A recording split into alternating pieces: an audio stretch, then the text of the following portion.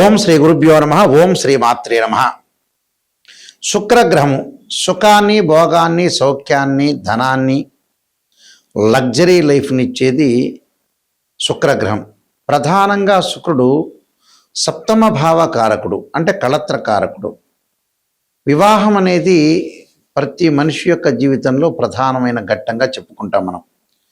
సప్తమ భావాధిపతి శుక్రుడు, అంటే వివాహాన్ని జరిపించేవాడు. కొన్ని కోట్ల మందికి కూడా వివాహాన్ని జరిపించే కారకుడు ఎవరు అంటే శుక్రగ్రహం.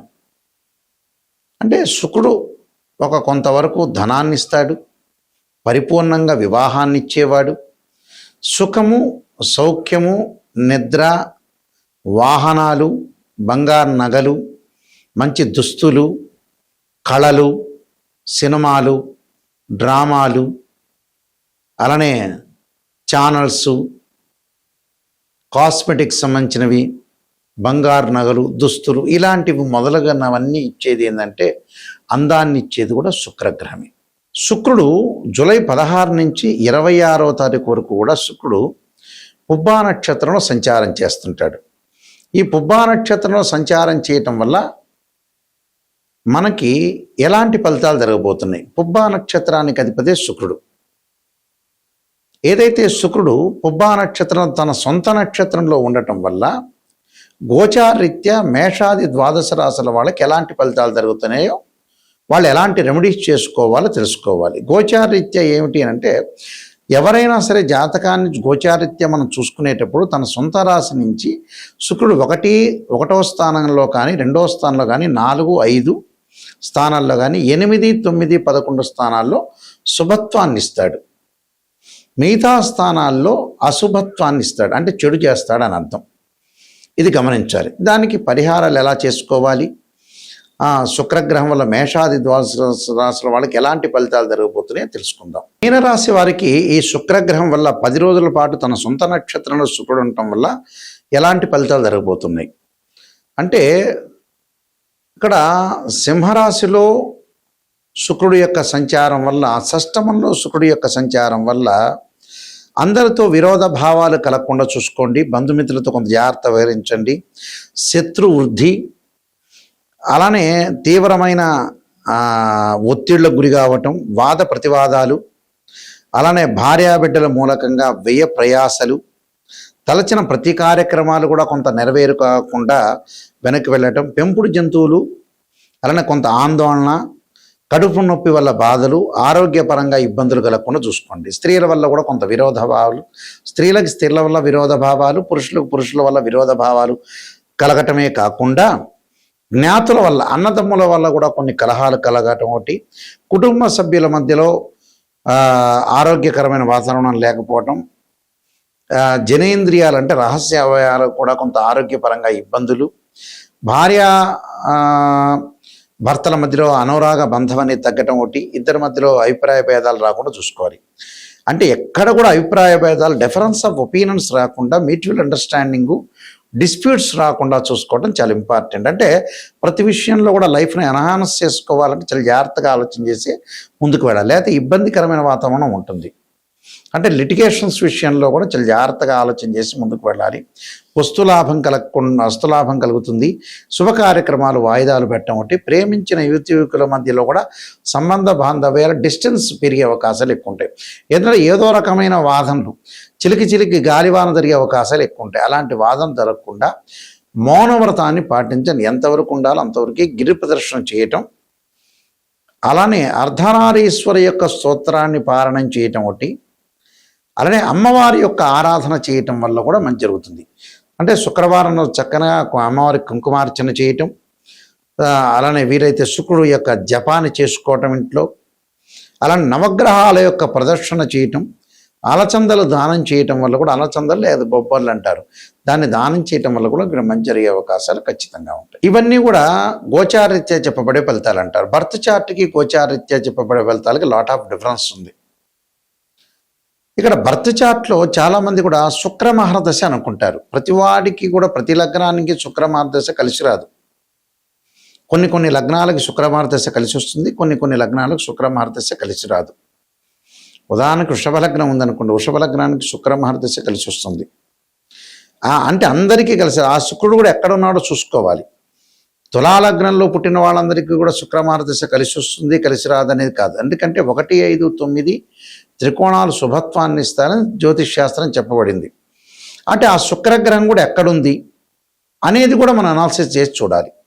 ఒక జాతకాన్ని అనాలిసిస్ చేసేటప్పుడు ఖచ్చితంగా భావాధిపతులు, రాశ్యాధిపతులు, ఆ రాశిలో ఉన్న గ్రహాన్ని కూడా చూడాలి. భావాధిపతులు చాలా ముఖ్యమైనవి.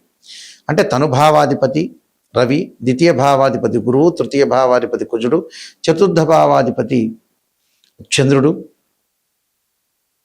ఇలాంటి భావాధిపతుల్ని అనాలిసిస్ చేయాలి. పంచమ భావాధిపతి గురువు. అంటే భావాధిపతుల్ని అనాలిసిస్ చేయాలి, రాస్యాధిపతులను కూడా అనాలిసిస్ చేయాలి. అలానే అక్కడ ఉండే గ్రహం కూడా ఏంటి, దాని యొక్క దృష్టి ఏంది, నీచన పరమనీచన, ఏమన్నా గజకేశ్వర యోగాలు, చంద్రమంగళ యోగాలు, లక్ష్మీ యోగాలు, రవిబుధాదిత్య యోగాలు, ఎలాంటి యోగాలు ఉన్నాయి జాతకంలో. 300 కాంబినేషన్స్తో ఉన్న యోగాలు ఉన్నాయి ఆస్ట్రాలజీలో. దానిలో కూడా కేపీ సిస్టమ్ అని, బివి రామన్ పద్ధతి, వైదిక ఆస్ట్రాలజీ అని చాలా రకాలుగా పద్ధతులు ఉన్నాయి. అంటే సబ్ లాట్స్ చూడాలా, కేపీ సిస్టంలో ఎలా ఉంటుంది, భావాలు ఎలా ఉంటాయి, పాజిటివ్ భావాలకి దాని యొక్క వ్యతిరేక భావాలు ఏ విధంగా ఉండబోతున్నాయి కేపీ సిస్టమ్, అలానే వైదిక ఆస్ట్రాలజీలు ఎలా ఉండబోతుంది. ఇలాంటివన్నీ కూడా ఆస్ట్రాలజీ పరంగా నిజం తెలుసుకోవాలి. చాలామంది కూడా ఆస్ట్రాలజీని అప్రోచ్ అయిన తర్వాత నిజం తెలుసుకోరు. వీళ్ళు అబద్ధాల ముసుగులు, అసత్య ముసుగుల్లో ఉంటారు వీళ్ళు. దానివల్ల ఆస్ట్రాలజర్స్కి ఏం జరిగేది ఏం లేదు. క్లయింట్కి, మా దగ్గరకు వచ్చిన కస్టమరే మోసపోయినట్టు అవుతారు. నిజాన్ని తెలుసుకుంటేనే మీకు నిజం తెలుస్తుంది. ఎందుకంటే ఎక్కడైతే ప్రపంచంలో ఒకటే ఒక సత్యం ఉంది. మీరు ఎన్నిసార్లు తిరుపతికి వెళ్ళినా, ఎన్నిసార్లు శ్రీశైలంకి వెళ్ళినా, ఎంతమంది ఆస్ట్రాలజీ తెలుసుకున్నా కూడా నిజం ఏంటంటే ఎక్కడైతే నెగిటివ్ ఉంటుందో దాన్ని మనం పాజిటివ్ చేసుకుంటేనే లైఫ్. అది గనక లేకపోతే జీవితంలో ఎన్నిసార్లు టెంపుల్కి వెళ్ళినా, ఎన్నిసార్లు తిరుపతికి వెళ్ళినా, ఎన్నిసార్లు శ్రీశైలంకి వెళ్ళినా కూడా భగవంతుడి దగ్గరికి వెళ్తున్నాడనే ఒక లెక్క క్యాల్కులేట్ మాత్రం ఉంటుంది. కానీ భగవంతుడి దగ్గరికి వెళ్ళడం తప్పనేది ఏం లేదు. భగవంతుడి దగ్గరికి వెళ్ళాలి, ప్లస్ నెగిటివ్ని పాజిటివ్ చేసుకోవటం ఎలాగా. ఆయన యొక్క అనుగ్రహం ఉంటేనే మీకు నెగిటివ్ని పాజిటివ్ చేసుకోగలుగుతారు. కానీ మనం కూడా గమనించాలి, అసత్యం అనేది ఎప్పుడు కూడా సత్యదూరం అంటారు. నిజాన్ని తెలుసుకుంటేనే చాలా మంచి. నిజం నిప్పు లాంటిది. నెగిటివ్ని తెలుసుకోండి, ఆ నెగిటివ్ని పాజిటివ్ చేసుకోవటం ఎలా, దాన్ని ఓవర్కమ్ చేసుకోవటం అనేది తెలుసుకుంటే మీరు జీవితంలో కంప్లీట్ మ్యాన్ అయినట్టే. ఎందుకంటే చాలా ఇంపార్టెంట్ ఇవి. ఎందుకంటే మనకి జీవితంలో సమయం లేదు. ఒక మూవీలో నందమూరి బాలకృష్ణ చెబుతాడు, సమయం లేదు మిత్రమా అని. చాలామంది కూడా సమయం ఉందని అనుకుంటారు, నిజానికి సమయం లేదు. 55 ఏళ్ళు 60 ఏళ్ళు దాటంగానే బ్యాగ్ సర్దుకొని రెడీగా ఉండాలి. ఎందుకంటే సమయంలో ఎంతైతే భగవంతుడు సమయాన్ని ఇచ్చారో దాన్ని సద్వినియోగం చేసుకున్న వ్యక్తే అతనే సూపర్ స్టార్. మిగతా వాళ్ళందరూ అట్టర్ఫెయిల్ స్టార్స్ అని అర్థం. ఓపెన్గా చెప్పాలంటే జాతకాన్ని నిజం తెలుసుకోండి, దాని యొక్క పరిహారాలు చేసుకోండి, జాగ్రత్త పడండి. నేను నెంబర్ ఆఫ్ ఆస్ట్రాలజీ బుక్స్ రాశాను.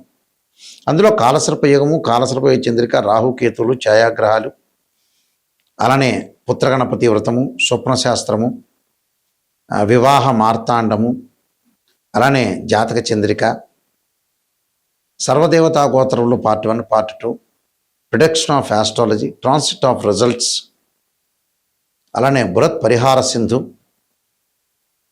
అలానే బృహత్ పరిహార సింధుతో పాటు నవగ్రహ దోషాలు పోవడానికి దశమహావిద్యలు, ఇలాంటి నంబర్ ఆఫ్ ఆస్ట్రాలజీ బుక్స్ రాశాను. ఇవన్నీ కూడా మా దగ్గర దొరుకుతాయి, లభ్యమవుతాయి. రాజమండ్రిలో కోటగుమ్మం సెంటర్లో మోహన్ పబ్లికేషన్ వారు ఉంటారు, వారి దగ్గర కూడా ఈ పుస్తకాలన్నీ కూడా లభ్యమవుతాయి. అంటే కేవలం జాతకం చూసేయటమే కాదు, వాస్తుపరంగా కూడా లైఫ్ అనేది ఎలా ఉండబోతుంది, వాస్తుపరంగా ఎలాంటి నిర్ణయాలు తీసుకోవాలి, వాస్తుపరంగా ఏ విధంగా ఉండబోతుంది కూడా తెలుసుకోవాలి. మా వెబ్సైట్ www.nayakanti.com, nayakanti.in. అయితే నిజంగా జాతకాన్ని ఒక వివాహాన్ని తెలుసుకోవాలంటే రాశిచక్రం, నవాంశం, భావచక్రం, దశలు, అంతర్దశలు. సంతానం కలగట్లేదు అని అంటే సంతానకారకుడు గురువుని చూడాలి. రాశిచక్రము, సప్తమాంశము, భావచక్రము, దశలు, అంతర్దశలు, సూక్ష్మదశ, ప్రాణదశలు, ఇలాంటి మ్యాథమెటికల్ క్యాలిక్యులేషన్ వేయాలి. అంటే ఏదే స్థానంలో నీచలో ఉన్నారు, ఉచ్చలో ఉన్నారు, ఇలాంటివన్నీ కూడా అనాలిసిస్ చేస్తేనే జాతకం. ఏదో అరకొరకుగా నాలెడ్జ్ చెప్పి మీరేదో మా కన్సల్టింగ్ ఫీజు ఇచ్చారని సంతృప్తికరంగా చెప్పడం అనేది కరెక్ట్ కాదు.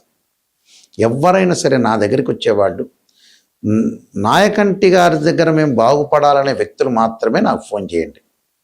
ఎందుకంటే మిమ్మల్ని నేను 10 మందిని ఒక్కళ్ళని బాగు చేసినా కూడా నా జీవితంలో కూడా సంతృప్తి కలుగుతుంది. అయ్యో ఈ వ్యక్తిని నేను బాగు చేశానని. ఎందుకంటే మేము వంశపారంపర్యంగా చెప్పేవాళ్ళం. మా నాన్నగారు కూడా ఇంటర్నేషనల్ ఆస్ట్రాలజీలో కౌన్సిల్ ఆఫ్ మెంబర్గా పనిచేశారు. సుదీర్ఘంగా ఆయన ఆస్ట్రాలజీలో రీసెర్చ్ స్కాలర్. మేము వంశపారంపర్యంగా మా గ్రాండ్ ఫాదర్ కానీ గ్రాండ్ ఫాదర్ పైన ఉండే మళ్ళీ వాళ్ళు కానీ అందరూ కూడా ఆస్ట్రాలజర్సే.